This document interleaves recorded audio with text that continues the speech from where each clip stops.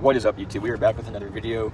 You know, I haven't posted in a couple days because I wanted to give you guys a bit more quality, but what that does is it just makes me end up not making the video. So here we are, and I'm driving, so audio, it's not great, I'm sorry, but I want to get across to you guys a message that I think will really resonate with some of you guys, and that message is fully committing to your goals, but not just that, you know, following through when the times get tough.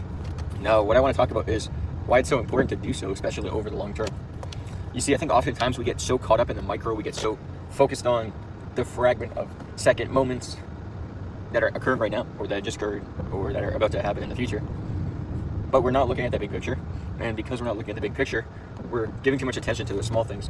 And we're also taking energy and focus away from the big things, right? And so when we're working towards a goal, especially one that seems insurmountable, one that is, you know, of a lot of challenge and stress and difficulty to overcome, when we're going through that, we're going to have these trefts and these crows, or whatever it is, crescents and troughs, right? I don't know if I said that right. We're going to have these hills and these mountains, right? These ups and downs along that journey, right? And some of them are going to be huge ups. Some of them are going to be huge downs. Sometimes we're going to be consistently hitting downs. And sometimes we're going to be consistently going up. But where I'm getting at with this is you're never going to know in the grand scheme of things until you look back after the fact and see whether or not those downs and ups were leading to progress or not. And so if you can focus on looking bigger picture, looking long term, it's going to allow you to make sure that you're still progressing in the micro. And this is oftentimes what I'm explaining to clients when it comes to their weight loss journey, right? They want to lose body fat, they want to lose, say, 25 pounds. Well, first week, we're probably going to lose 4 pounds, maybe 5 if we're lucky, because now we're locking in the strategy. Week 2, we're going to probably lose another 2-3 pounds, and that's going to continue.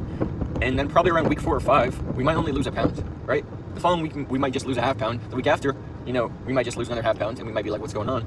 But overall, we're losing all this weight, right? And so we look back and we're like, okay, we made ups, we made downs, but overall, over the month, over the year, you know, it's progress, right? And so that directly relates to goals, because we're gonna have times where, you know, we're feeling like we're putting in effort and it's not yielding the result. There's also gonna be times where we feel like we're putting in a lot of effort and it's giving us tons of results, right? And there's also gonna be times where we feel like we're not doing much and we're not putting in much effort, but we're getting the results. And there's also gonna be the opposite, right? We're like, you know, you feel like nothing's working.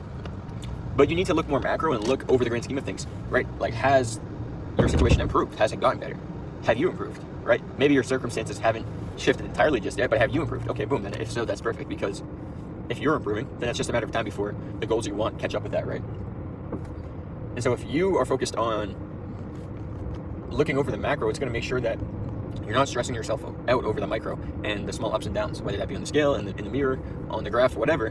Wherever it is, you know that you cannot always be perfect, but if you can look over this long-term vision, better as compared to best, right? So like, okay, maybe you're not doing everything perfect and getting exactly what you want all the time when it comes to your results, but you're consistently aiming for that, and sometimes you're gonna hit it, sometimes you're not, right? But either way, you're progressing, you're getting better and improving. And I don't want to make this video too long, but what I really just want to pin down is knowing that that is normal, that is actually going to propel you further, right? When you feel that friction, when you feel like it's tough, that's oftentimes, you know, where you need to either A, make adjustments, or B, just continue following through.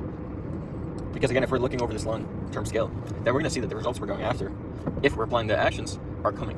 Right? It's just a matter of patience, and I think that oftentimes we get so caught up in, oh, I'm doing all the right things, right? And I'm doing all the correct things, and I tried the right strategies, and I've held myself accountable, you know, but like, I haven't seen the results yet. And it's like, oh, it's been a month, it's been maybe 2 months. Well, this stuff takes time, right? You need to let it sometimes play out. Especially when it comes to your fitness, like oftentimes you just need to let your body do its thing, right?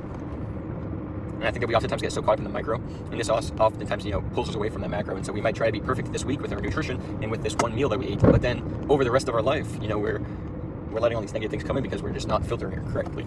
And I think that if you can filter your life and your actions as though, you know, you're focusing on executing the most important tasks that are going to improve your life in that specific category you want to improve, and you're not letting these small minor things bother you so much, then you're going to look back and realize that you made further progress. And most importantly, you know, those small things that come up, those hurdles in the road or whatever, you know, they're not going to affect you much, and they're not going to throw you off mentally or make you doubt yourself or make you start stagnating, because you're going to know that they're part of the journey. So you need to understand that with the good comes the bad, and with all the triumphs and the tribulations, you know, come the difficulties, right? So if you're not accepting of both, then it's going to be very challenging, because as soon as you get hit with this failure or this maybe direction you weren't planning on going, maybe that's where you need to go through to get to the other side, right? But you're looking at it as negative and as bad, and you're quitting or stopping, and that's the time where, you know, you're likely making the most progress, right? Because you're pushing through.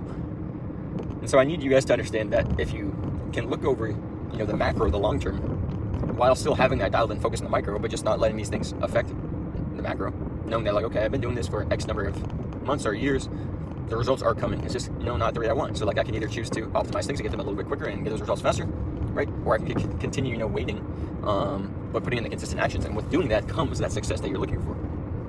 And it's really those few key habits that I talk about often, where if you can master a couple of key habits over the long haul, bro, you have everybody beat, because most people stop, most people give up and quit. But if you just focus on the 2 or 3 habits that most people aren't willing to master, you get good at those.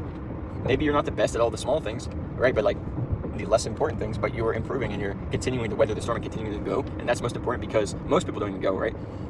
But doing these things, you'll look back in the long term and it's like, okay, wow, you actually achieved all these things and you didn't throw yourself off track, right? Like you didn't, self-sabotage your goals, because you knew that with the positive came the negative.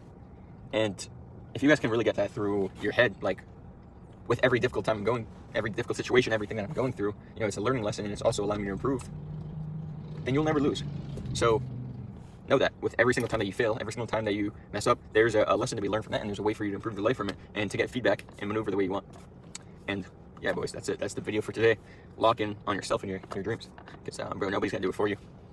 And because nobody's going to do it for you, that should give you more motivation, knowing that it's a one-man army, right? Like you're doing this on your own, and yeah, you can get help from others around you, but going all in, doing it yourself, and knowing that it's just me versus the world, right? Or however you want to look at it, that'll allow you to keep going. Because now you have all that burden off your shoulder of like, oh well, I'm supposed to have other people help me out. Like, no, brother, you're supposed to figure out how to do these difficult tasks on your own. But if you can learn from these people that you see and apply that into your life, then you're going to start seeing tangible results.